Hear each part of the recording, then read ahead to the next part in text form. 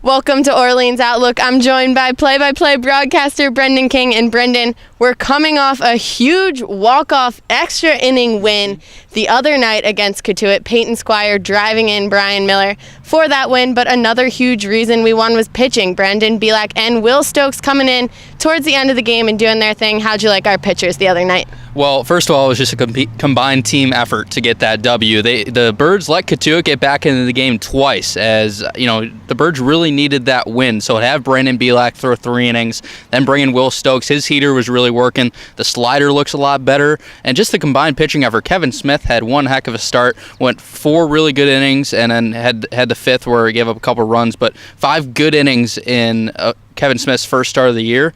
And then, as I said, Bielak comes in, and Stokes, the fastball looks really good. And then how about Peyton Squire also coming in the clutch? Talk about a guy that's really made the most of it at the plate this year is Peyton. He only has 11 strikeouts and over 70 at-bats, which is huge because you can always feel confident with him coming to the plate.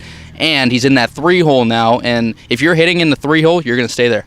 Absolutely. The Birds, hard to get wins lately for them. Excited in the dugout after that win. The guys all dogpiled on Peyton Squire. It was a lot of fun to watch out here a couple nights ago. And now, turning to tonight, we're playing Bourne, and Brooks Wilson's going to take the mound, and it's his first start of the season. He came a couple weeks ago getting settled in. We've only seen 2 innings out of him in the New York Yankees Scout exhibition game. What can we expect to see out of Brooks? Well, Brooks threw 2 pretty good innings against a New York Scout team, but you got to remember those kids were in high school. So, a little step up here as you're facing the best college players in the country. But Wilson throws hard, had really good numbers at Stetson this year. He's a big kid, and the Birds have a lot of big pitchers. And if he can learn from what Kevin Smith did and to really use your entire body on that mound, you pump up some more speed, get a little more velocity on the fastball. It's humid tonight, so maybe that fastball is going to look even hotter. And if he mixes in his good breaking ball, hopefully Brooks can have a good first start of the year. It'd be nice because he would then solidify the Birds' bottom of the rotation.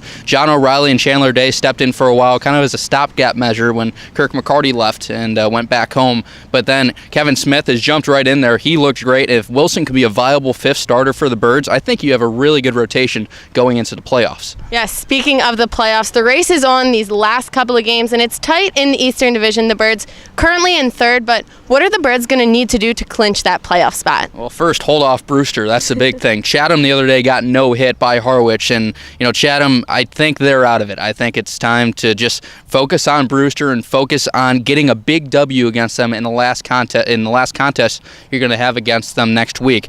But Brewster's playing some hot baseball, but remember, their pitching's not so good. Their hitting, on the other hand, one of the best in the league. But on the other hand, it's just winning these games. This game against Bourne, it might not look very big on the schedule just because they're from the West, but this is a big game for the Birds. You got to look for quality effort for the entire rest of the season, and you always got to look behind your shoulder because Brewster, they can sneak up. Yeah, it would be great to get another win in the win column, just adding one more, and we're expecting another big crowd tonight. Last game out here, 2,093 people packed the hill, and we're hoping to see numbers similar to that as this season's winding down. Brendan, thanks for joining me today. First pitch is at 7 p.m., and Brooks Wilson will take the mound.